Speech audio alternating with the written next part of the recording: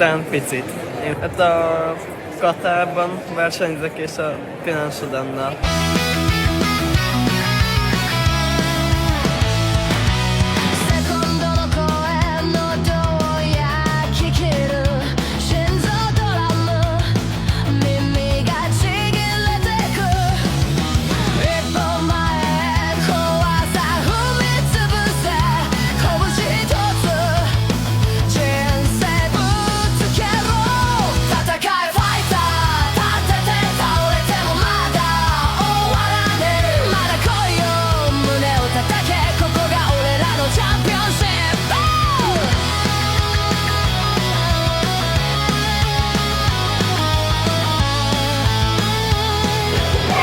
Jó volt.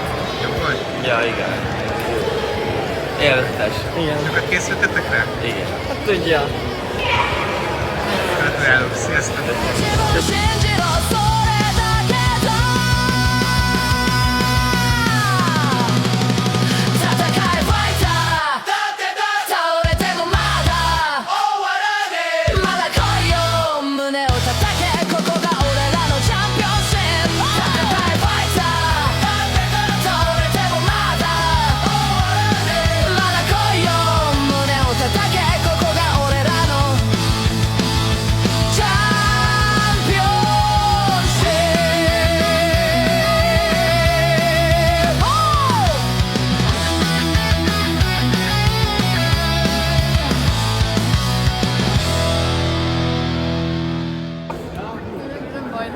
Videó?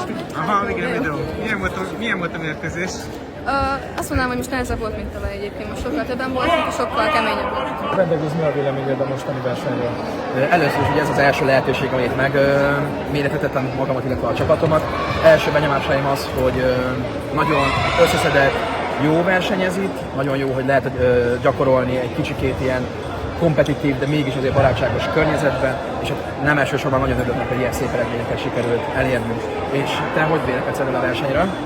Nagyon-nagyon örülök neki, hogy tényleg nagyon jó eredményeket értünk el. Nagyon örülök Vendegúznak, mint az új edzőnek a klubban, úgyhogy én úgy gondolom, hogy megtartunk mindenképpen.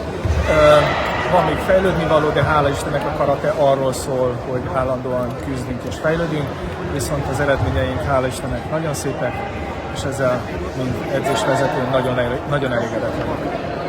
Köszönöm!